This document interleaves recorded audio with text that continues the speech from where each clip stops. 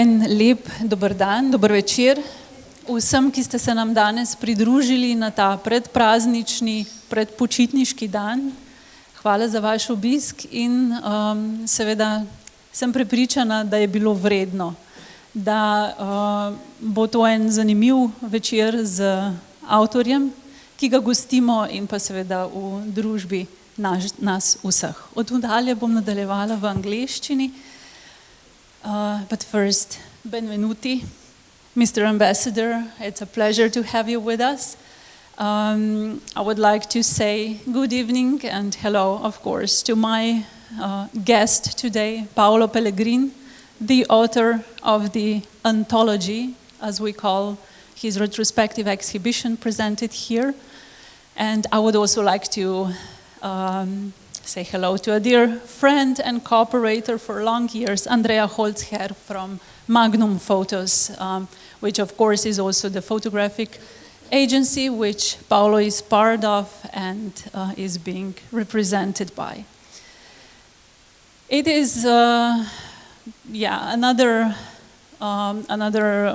wish, another plan, another dream coming true to host this exhibition in Jakopič Gallery, as we did through years with several Magnum photographers, but as you know, in following a mission to present really quality photography and present this medium which is being still or even more important nowadays. We do believe in the power of photography, which brings us stories in a different visual language, sometimes, of course, much more powerful than words themselves.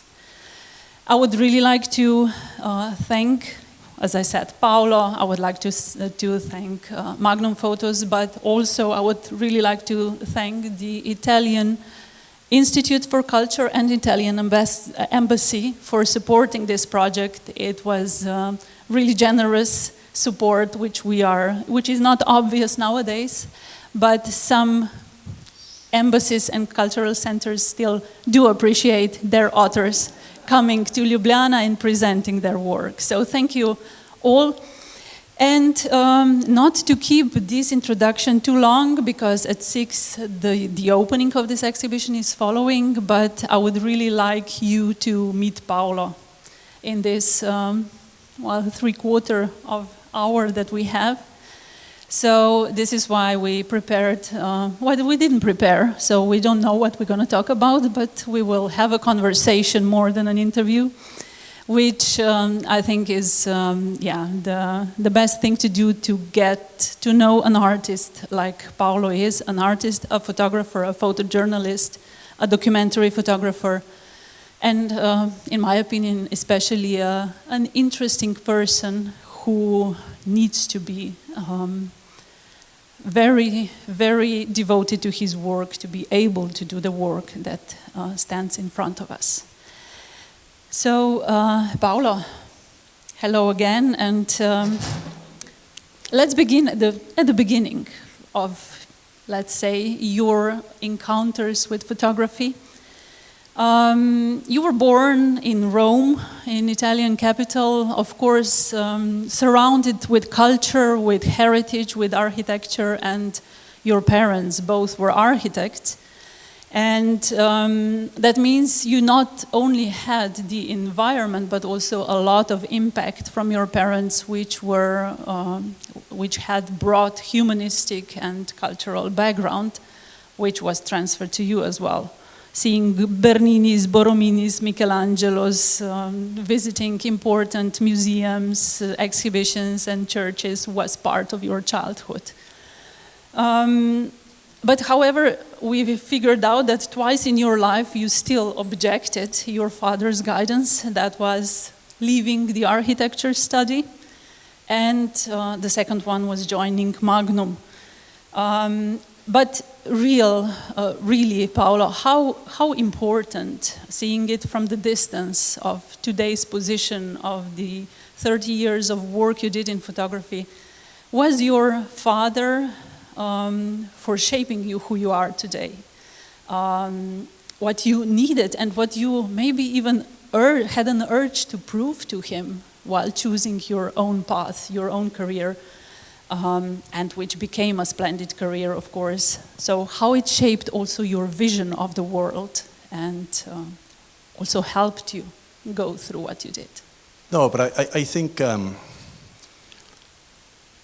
in retrospect, I'm extremely grateful to both my parents for everything, but especially my dad. He took this quite militaristic approach towards myself and my sister in transmitting some values, and he always used to say, we are not here, we're not here, we're not alive, it's not free to be alive. He was quite hard. His words were, you have to give back and pay for the oxygen that you breathe. So the idea was you had to give back to society, sort of to the community. And this is how he thought about architecture.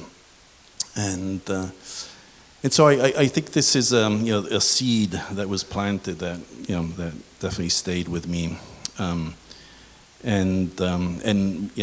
joke obviously, but when I say militaristic, because he took this approach of dragging my recalcitrant sister and myself, as young kids, to see all the churches, to see the Berninis, to see the Borrominis, to see Sant'Ignazio, to see the Caravaggios, and at the time, yes, of course, we appreciated, but not really. So, but in retrospect, so again, those were ideas and seeds that were planted in our young sort of minds, and then I started studying architecture. I wasn't sure.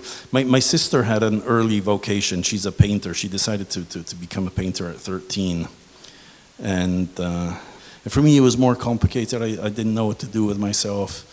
I knew I had to express myself. The other thing my father always used to say is, you have to express yourself in life. Okay. And expression, you couldn't really express yourself working in a bank, according to him. So it had to be some artistic sort of endeavor, and I couldn't find it. So I had this problem of trying to express myself, and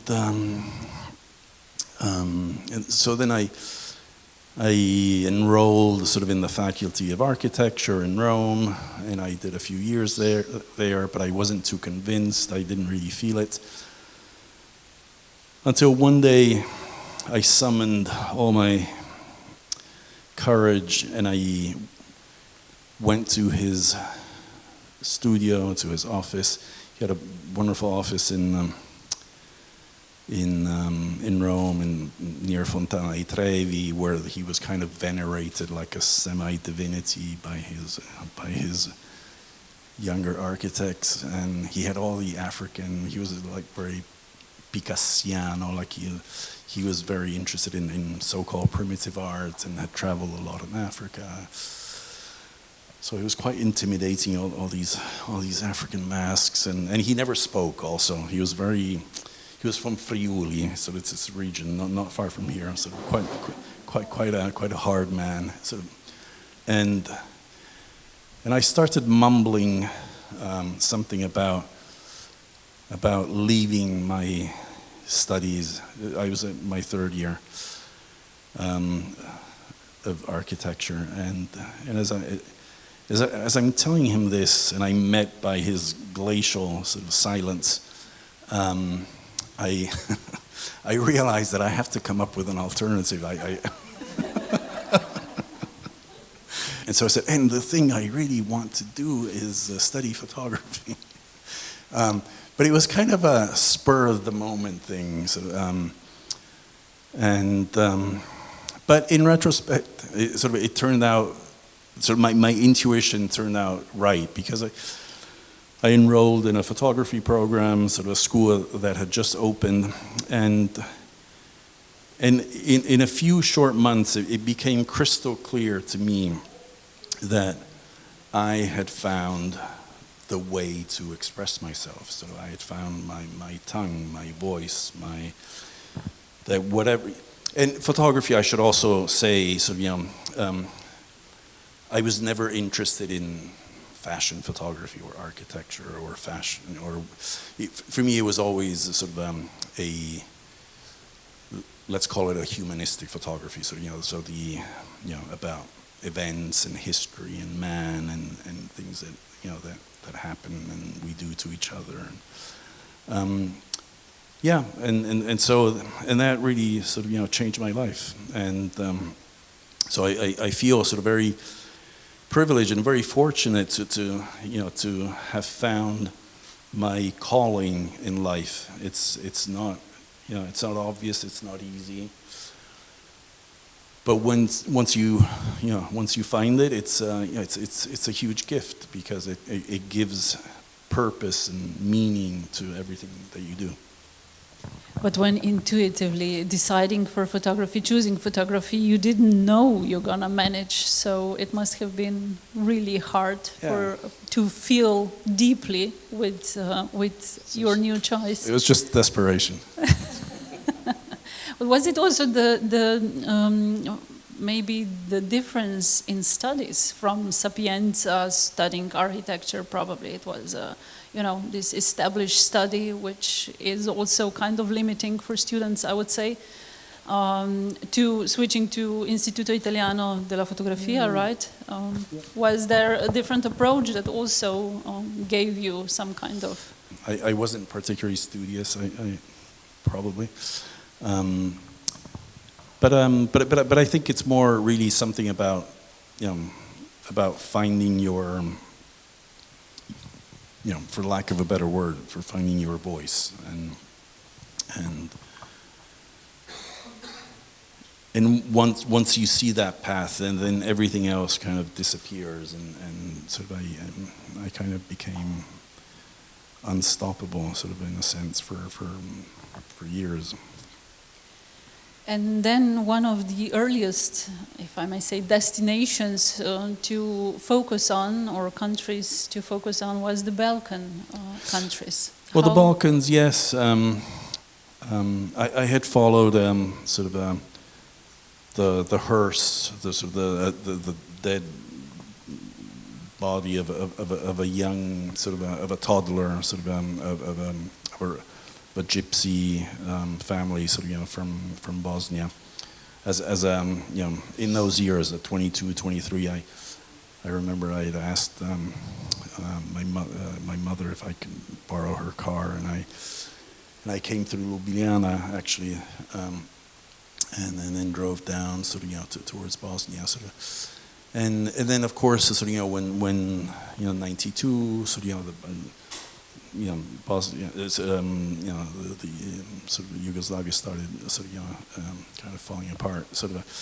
I followed it from afar. I did something towards the end of Bosnia, not much,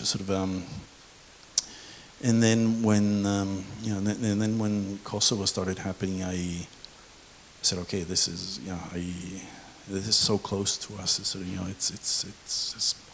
And I really want to go, and I took it very seriously. I ended up spending a lot of time there, over 2 years, many trips, and then with that work, I presented to Magnum in 2001. And then, of course, September 11th happened, and then that opened a huge other chapter of work, which is ongoing in the Middle East. And then, of course, in the Middle East, there's also the Israeli Palestinian situation, which I've been covering, very, very closely for decades now. And yes, that's actually my next question. It was your mother who first brought you to Israel for her own project, and you were accompanying her. Yeah, she was also an architect, and she had a project in in Akko, in sort of near Haifa, and she used to take me as her photographer, let's say. I was 13 and 14, and I used to take pictures for her, and then we would travel, and we traveled in Lebanon and Syria, and I think again, so, you know, this love for the Middle East, sort of, you know, and is probably sort of, you know, because of these early travels with my mom. Yes, but if we look around and on this exhibition, Palestine, of course, Gaza, West Bank is the area that is one of really main focuses in your work. It's actually painful to get this confirmation how really the history is really repeating itself through this exhibition, looking at the pictures which are here from previous times, from the same locations, which today again is facing the devastation. But we know you have this broad understanding as well of political situation that is going on. But could you maybe draw a line through all these decades since you are visiting Palestine and the area, how this spiral is actually turning from where it I mean, it started long ago, but how it actually developed till now and is just escalating every time more and more. I mean, it's such a vast question. Of course, there's an endless cycle sort of things, you know, which tend to repeat themselves, and actions and reactions, and we've seen those for 75 years now. I think now, though, we are witnessing something quite different, sort of another scale, an enormity, if you will, of history, so, you know, which is unfolding in front of our eyes, and with for the most part, the silence of our governments, and so there's definitely sort of a huge escalation, sort of, which will lead us sort of to what I think is sort of uncharted territories. I think there will be some kind of final solution, and, you know, people will be pushed out.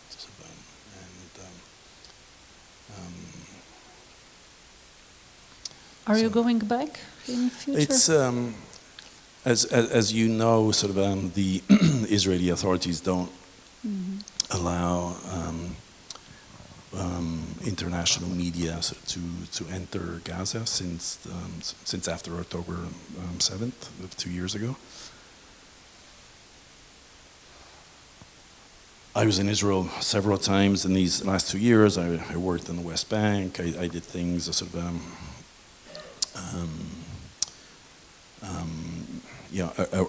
close to Gaza, sort of, but the thing that I have managed to do, sort of, in recent months, well, since last year actually, is to focus on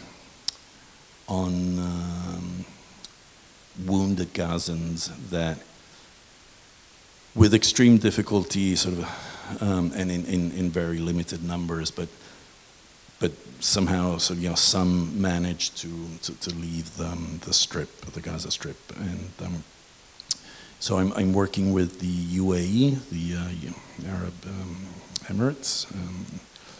They, during the first Trump administrations, you know, the UAE signed the Abraham Accords, and so they normalized sort of relations with Israel.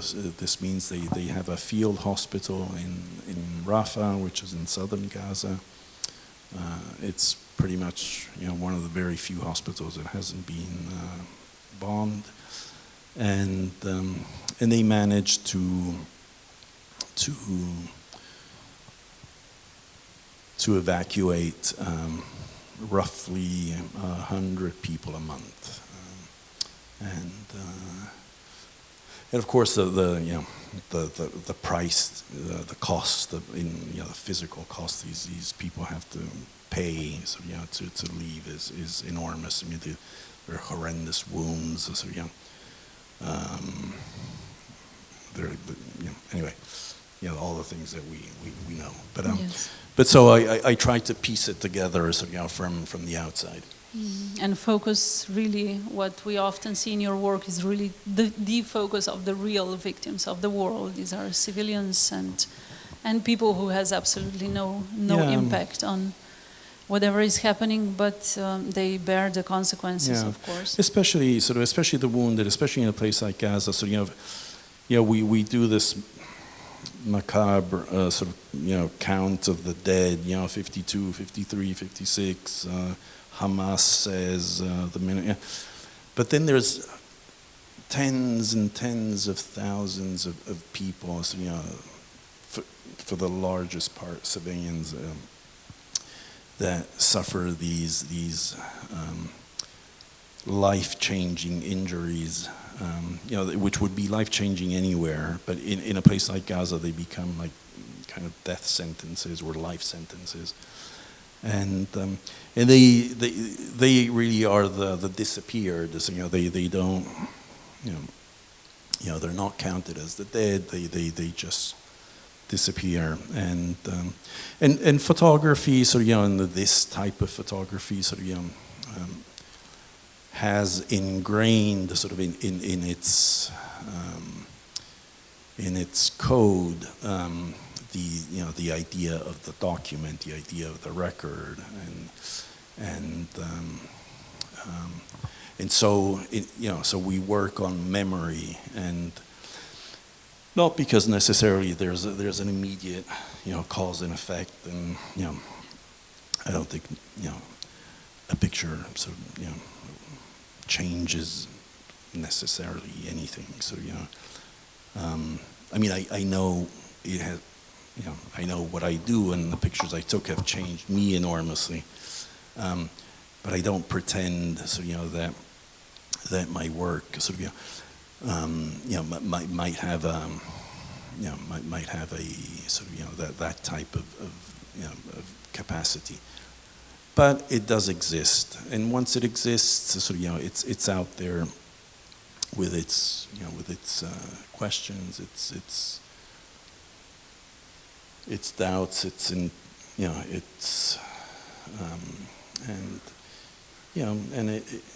exists, and to use the same metaphor, photography can become a seed also in the viewer, and seeds are planted, and then they grow in you in mysterious ways, and then there's also another aspect, which is the one of accountability. These are, apart from any possible aesthetic quality, these are can also serve as documents. So they can be, in a future, if there's a tribunal, if there's a trial, the work that photographers do, has also that that significance. Absolutely. I do also see your photographs having extreme power in showing or not showing the obvious. What is the obvious graphic, maybe, descriptive, often stays out of the frame, which in a way, in a relation to the viewer or the language that is established between the subject, the photographer, and the viewer, actually has, I would say, more universal power, because we look at photos and we have to fill in what was really happening, which becomes really an allegory, often, of course, of human suffering, allegory of war, without actually showing what happened there. Is that maybe more a thing of the photographic process you do? Do you photograph with that intention, or is it more about the editing? Maybe also this exhibition, which was selected. It's quite deliberate, and it's there's a number of things going on there. I would say first and foremost, this Italian word, which I can never find like the exact translation in any language, which is pudore. It's pudeur in French. Or in English, they translate it into modesty. So it's like it's a modesty, towards the suffering of others. So I'm, which I never want to exploit or enhance, I feel that I'm in front of something which is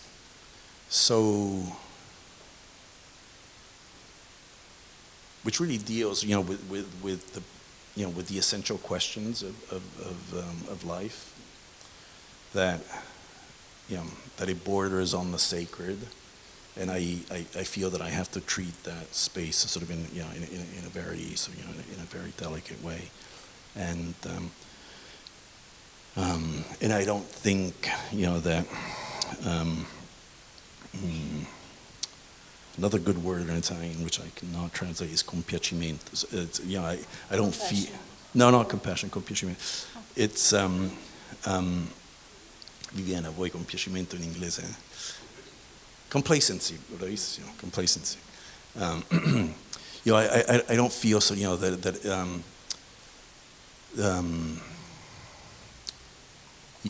that I need, to show necessary. Sometimes yes, sometimes it's necessary. But for the most part,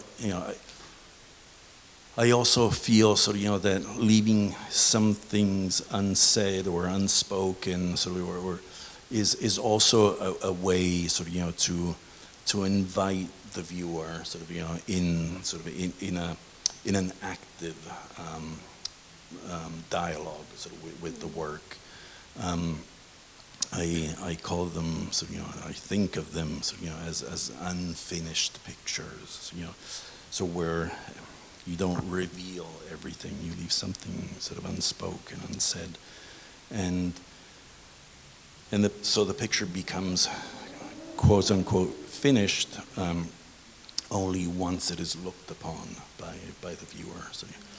And I'm interested in that dynamic, both as a photographer, but also as a reader, of photography. When I see pictures that engage me that way, I'm always more interested. This work surely does give an opportunity to practice visual literacy for the viewer as well, because there is so much you can read in it. For me, it's also what I feel in these photographs is really the empathy. And maybe a more philosophical question, but I think you will understand what I'm saying. Empathy is something different than compassion. When we are compassionate with somebody, we say, oh, we are compassionate, poor people, what's happening? But empathy is also, in a way, acceptance or being present with somebody who is in a certain situation, of course not approving it, but being present, which I think once you described is also the key of the photographer to be invisible in the situation. That utopia of a photographer being invisible, taking photographs as an insider. But I think it's a very nice switch with empathy, presence, comes authenticity as well. How do you feel about that? Is that something important for you? No, of course. You said it very well. I'll just add. It's very simple. In a sense, what I'm about to say, but it's also, in its simplicity, it's also very true. I think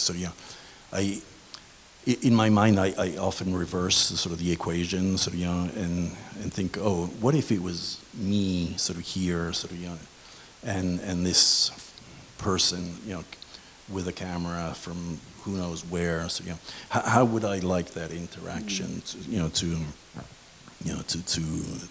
to happen? and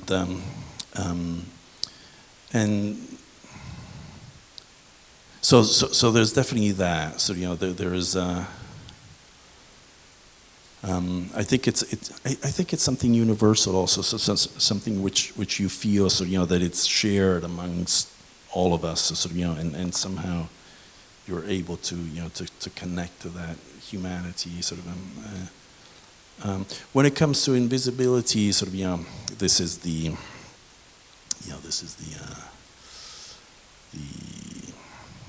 utopia. Yeah, the holy grail sort of photography. So we all want to be invisible. So, and invisibility is actually sort of achieved sort of through presence.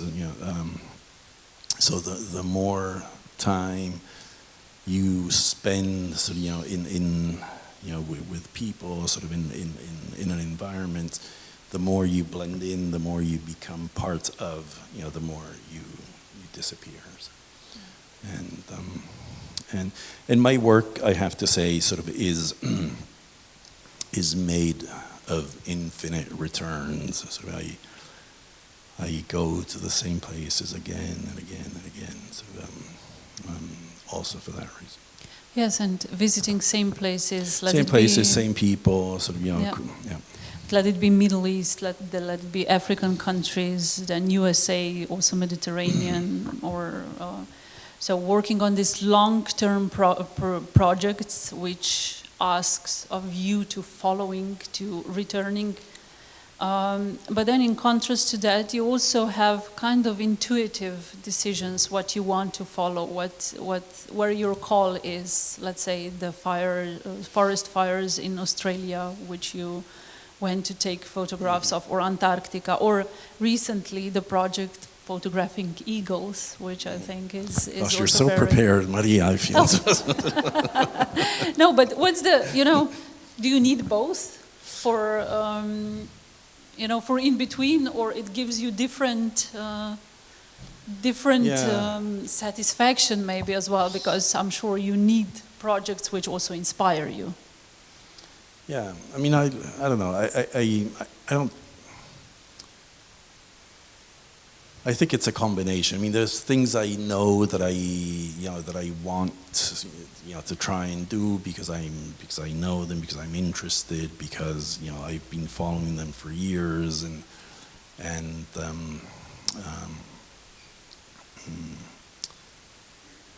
then there's things which just come our way. In that sense, photography is life. It's mysterious. It happens. Sort of projects. So this is also a profession. So I'm a working photographer. So meaning I work on assignment. I get calls from editors. So, hey Paolo, would you like to do photograph eagles in Norway? Yeah. And, or no, or then I might propose something. Actually, the eagles in Norway was my proposal, but so there's but intuition, sort of your to be a little bit in tune or connected to your intuition is quite crucial. So in also when it comes to to war zones, where every decision has potentially sort of fatal consequences. So I always think of roads sort of in war zones. Like you go on the road towards Mosul, which is occupied by the Islamic State, or you take the road where towards the front line, and at some point do you go left or do you go right? Sort of, and and all the decisions, the main decisions we take in our life, sort of without really thinking sort of too much, sort of in those circumstances, become absolutely, crucial. So, and so they're weighed, to dissect it in a very granular, so and you think, and then there's intuition, and it's like, okay, I'll go that way. So, Well, it serves you, it seems. Luckily, I think this is also the reason why we can look at all this wonderful work and also have you here, because I believe it might be very dangerous as well. But okay, the question which I not know anything about it, the roads that take you away or towards goals, they also take you back home. And there's life beyond photography, there's your personal life, there's family. And I find it interesting that there's a project which is not shown here, unfortunately, but during COVID, you did a very intimate, personal project, your family project, I can say. Yeah, so I was actually in Australia following the wildfires in Victoria, and it was early March, and at some point I realized had the intuition, that something wasn't right, and so I took one of the last flights out, before they stopped air traffic, and we live in Switzerland because my wife works for the ICRC, the International Committee of the Red Cross.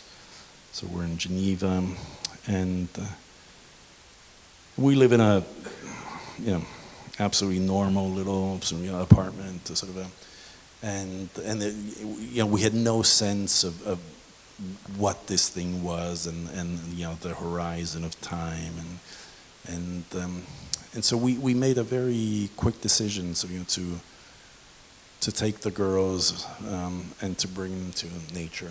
And we were very privileged, obviously, to be able to do that, and for the first time, I decided, not to cover an event or not to photograph, so I didn't go to the hospital. I didn't do anything. So I just stayed. My decision was in this time, in this moment, my responsibility, my duty, and my desire is to be with my family. And then I started photographing us, and as a little microcosm, and something which we could all relate to. The long days and the uncertainty in my wife's gaze and the boredom and things which were somehow again universal or shared, and and it became a little piece. So that's when time becomes a gift, right? Which in a very bad circumstances we were all given in a way, and but of course, did we use it or not? A family community seems to be also a very important aspect for you, which shows you're returning to these Roma families in Rome that you are visiting, also trying to make a project about Rome, which is your home, with a different eyes. You would engage with photographs from Roma community. What brings you there? Is it the authenticity they have, the hospitality, is the connection they keep maybe differently connected? No, again, there's many things. They don't do it anymore, but for a few years in Rome there was a photo festival, and every year they gave a commission to a photographer to photograph Rome. And over the years, some very important photographers came to Rome to photograph it, and they were mostly, well, actually, all of them were non-Italian photographers. in 1 year, I was asked to do it, sort of, and I thought, okay, as a Roman, even though I wasn't living there at the time, so but as a Roman, I should try to address something which is more difficult or more hard to reach, sort of, which are the peripheries. Rome has these very vast sort of peripheries. And then I remember sort of when 30 years prior I took my mom's car and followed the hearse with the father and the child, to Bosnia, and I thought, oh, maybe I should revisit that. So maybe there's a circle, so that will close, sort of. And also, I was the witness of a very small, but very, for me, like offensive episode of racism, where in a tobacco store, a gypsy woman, sort of, wanted to go in and buy something, sort of, and they wouldn't let her in, and they said, tell us what you want, sort of, and we'll bring it to you. Not the end of the world, to be honest, but at the same time,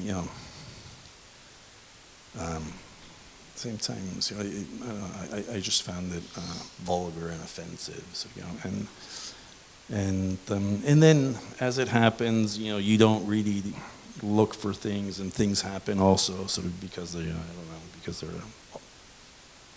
they're supposed to happen, maybe. So I met this family. So, and as soon as I met them, it was very clear to me this is a large Roma family. Sort of, they're a little bit special. Sort of, this woman Sevla came from Bosnia in the 70s. They are a bit the intelligentsia, sort of, of this particular group of Bosnian gypsies called korakane, and they all sort of. Her brother is a poet, she's a singer and an actress, and so they're quite special. So, and she has 9 kids and 30 plus grandkids. And I basically, to use a military term, which I embedded sort of, in with them sort of for a summer. And it was a wonderful time, and sort of, we became very close. And it very soon, sort of, I didn't have any interest in the fact that they were Roma, sort of, anymore. Sort of, so the exotic, sort of, quote unquote, sort of, element was quickly removed, sort of, and. It was a little bit, like when I was photographing my family. So, so inter-family dynamics, sort of, which belong, which are universal and that we can all relate to. So, they were also happening in their family. So that's what I ended up doing. So, very little quotidian moments of the. Eating together, watching TV, so just like anybody. Yeah, it's interesting because Roma people are also presented in your oldest vintage photographs here from 1999, and well, this is kind of Roma becoming Romans as well. Huh? It's interesting. Perhaps before I have the final question, is there any questions from the audience? Would somebody like to ask something? Hello, sir. Yeah, thank you so much for coming. I just have a quick visit. It's totally mind-blowing, totally. And I have one quick question about making the book and the making exhibition. Because I'm totally surprised, like the way you present the work is quite organic in the space. which we don't see often in your books. So would you please talk about I imagine it's kind of like the mindset of an architect, like designing the exhibition, and more than a photographer. What do you think? Directed to Marija, who curated it. So if you want to answer, Marija. I definitely can answer that this selection was made for this gallery, for topics also that are interesting for us, and of course less is more with strong works as this. So that's why also the exhibition is not chronological, even though it's retrospective. It follows a visual language which creates a certain narrative. But I think the work was pretty easy, especially with huge trust from Paolo's side, which I'm very grateful to. And what we did with Julia, together with co-curator, it's a selection from a much bigger body of work, which was first presented in Maxi in Rome in 2018, and then added or subtracted or selected on different locations through Germany and Italy, and some things were added at the last point also, for example, the Ukraine video from 2023. But I think, Paolo, it's still your question because you worked for years on this exhibition still. I wasn't going to let myself away, off the hook. This all came about in about 10 years ago now, when I met a well-known Italian art critic called Germano Celant, who unfortunately passed away of COVID during the pandemic. Germano is the one who invented the arte povera movement in Italy, so quite a big deal in the art world. He didn't really touch photography much, but for whatever mysterious reason, was interested in doing something with me, and so he did something very, very interesting, and something for which I'm extremely grateful, because from those early days when I found photography as a young man, I never stopped. It was always one thing after the other, for decades. And Germano, the encounter with Germano forced me to stop. We were going to have this major retrospective exhibition at the Maxi, which is a museum in Rome, with a major publication. So I took it very seriously, and for nearly 2 years, I went back and looked at everything that I had produced so far, up to then. And made edits and came up with solutions and ideas, and then we had the show, which was an interesting show, and then the show was moved to different venues. But I never wanted the show. I felt it, and I still feel that it is somehow alive. It's not the end, the end of a career retrospective. In fact, Germano wanted to call it not anthology, but an anthology. A vision of my work. Not the definitive version. Also because despite feeling like an old man these days, but I'm still quite active, and I continue producing, and so the exhibition, whilst it was traveling, I was adding things, but it also always became very site-specific. Sort of, I always engaged sort of with the space. So I didn't want it to be like, you know, this exhibition which is in a crate and it, you know, and it just moves around. So,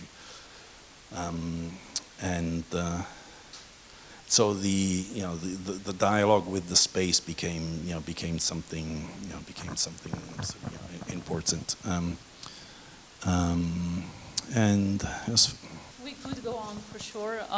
Speaking of books, there is also this great monograph which was published by Marsilio Arte with the exhibition in Venice, which was 2 years ago, I think. This was also the decision for us not to print another catalog, because when we see amazing books done already, that's not sustainable.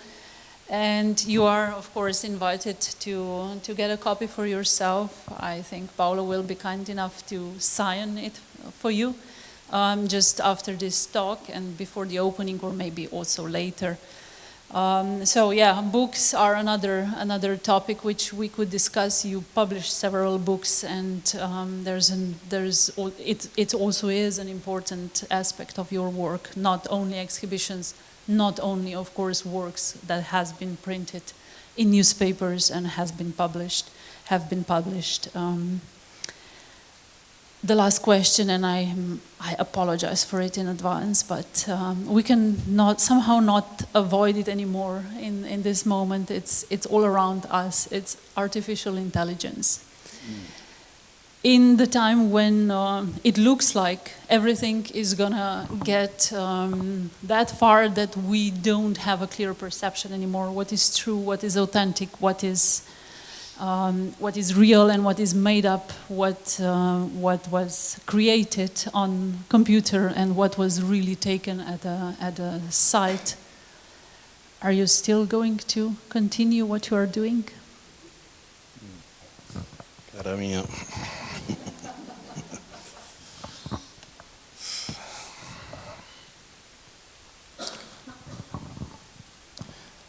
No, Maria is referring to sort of a few years back. I started working on a project on surveillance, sort of, which is something I encounter sort of, in my work more and more often.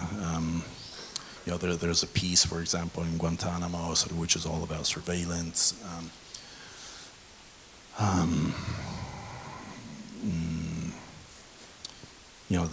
The way Gazans are being fed today with this absurd system, which has replaced the sort of the UNRWA, the UN agency, which had a system in place, is not only sort of to force population to move towards the south, but also to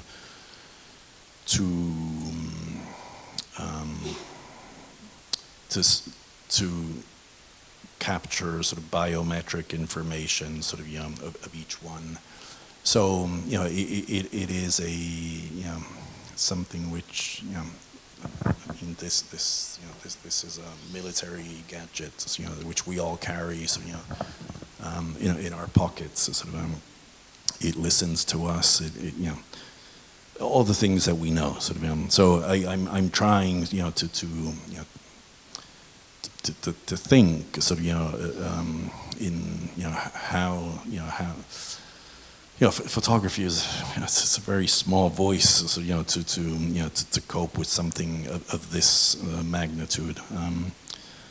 But I will say, so I'll just end on this note, sort of on this happy note, sort of that I really think we are on the verge of a possible precipice.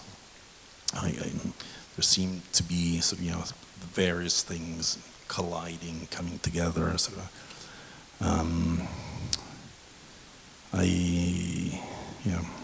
think this is how I see it, at least. So I think sort of we are sort of in the years to come. Sort of we will look at sort of the decline of the West, sort of, and no empire sort of goes away, without fighting. I think climate change is something which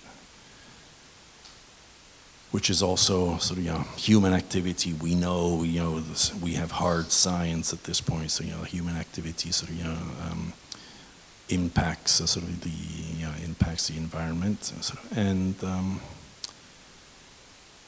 and we also created this genie which has left the bottle, which is an artificial intelligence, which of course is like most things, it's can be an extraordinary force for good, in many fields. I think of medicine and physics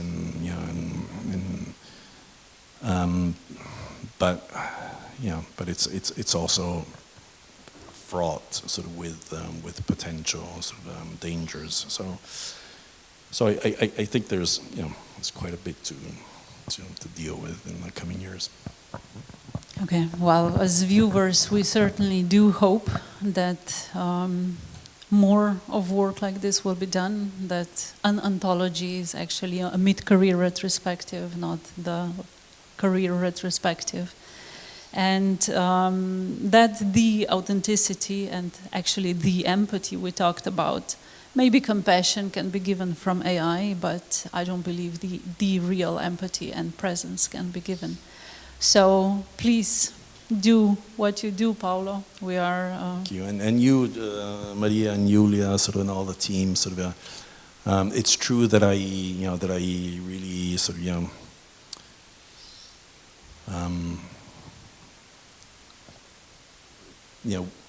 we gave you all the freedom, but you did such an intelligent, smart, beautiful job, and I'm very grateful, for taking care of my work, in such a sensitive manner. Thank you so much, Paolo. Thank you.